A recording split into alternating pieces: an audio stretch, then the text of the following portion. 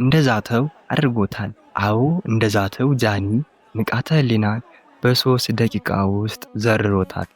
ሰላም ውድ የዩቲዩብ ቤተሰቦች እንዴት ቆያችሁልኝ? በዛሬው ቪዲዮአችን በኢትዮጵያ ታሪክ ለመጀመሪያ ጊዜ የተከናወነውን የኤምኤምኤ ፋይት የምንመለከት ይሆናል። አብራችሁን ቆዩ። በኢትዮጵያ ታሪክ ለመጀመሪያ ጊዜ በተከናወነው የኤምኤምኤ ፋይት በተለያዩ ተጋጣሚዎች መካከል ውድድሮች ነበሩ። በዚህም መሰረት አሸናፊዎች ተለይተዋል። በተለይም ደግሞ ትኩረትን ስቦ የነበረው የጃኒና የንቃተ ህሊና ጉዳይም እልባቱን ያገኘ ይመስላል። እንግዲህ እኛም የምንመለከተው የጃኒና የንቃተ ህሊናን ውድድር ይሆናል። ሌላውን አስፈላጊ ከሆነ ኮሜንት ጋር አሳውቁኝ፣ በሌላ ቪዲዮ የምንመለስበት ይሆናል። በተወሰነ መልኩ ቪዲዮ ላሳያችሁ።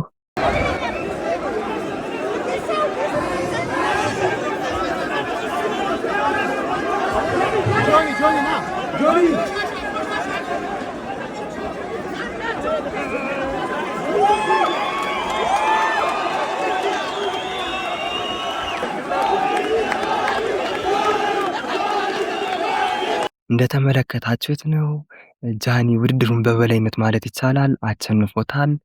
እናም ጃኒ የበላይነቱን ወስዷል። ከዚህ ጋር በተገናኘ ጃኒ ሰይዶ ማርሻልን መቅጠም ፈልጋለሁ እያለ ነው። ንቃተ ህሊና ሽንፈቱን ያመነ ይመስላል። በዝግጅቱ ታዲያ በሺዎች የሚቆጠሩ ታዳሚያን ነበሩ። ከነዚህም ውስጥ ኢትዮጵያ ውስጥ ታዋቂ የሆኑ ቲክቶከሮች ነበሩ፣ አርቲስቶች እንዲሁም የተለያዩ ሴሌብሪቲዎች ታድመውበታል። እዚህም አጋጣሚ አዘጋጆቹን ማመስገን እወዳለሁ። ምክንያቱም ባሪፍ ሆኖ ያዘጋጁት በጣም ደስ የሚል ዝግጅት ነበረ።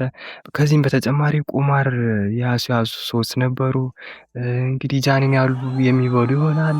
ንቃተ ህሊና በመሸነፉ ምክንያት ብዙ የከሰሩ ይኖራሉ። ለምሳሌ ጆን ዳንኤል ካልተሳሳትኩኝ ንቃተ ህሊና ያሸንፋል ብሎ ነበር ያስያዘው፣ ከስሯል። ምንም ማድረግ አይቻልም። እንግዲህ ሶሻል ሚዲያውን ተቆጣጥሮት ነበረ። ከዚህ በኋላ የሚሆነውን አብረን የምንመለከት ይሆናል። የተወሰነ ቪዲዮ ልጋብዛችሁ፣ አብራችሁ ቆዩ።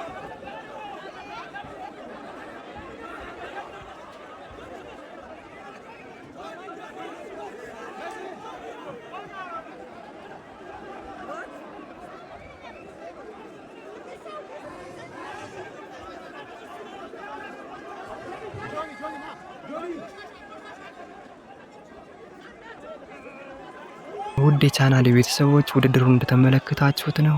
እስኪ ሀሳባችሁን ኮሜንት ጋር አጋሩኝ። የዛሬው ቪዲዮ ይህንን ይመስላል።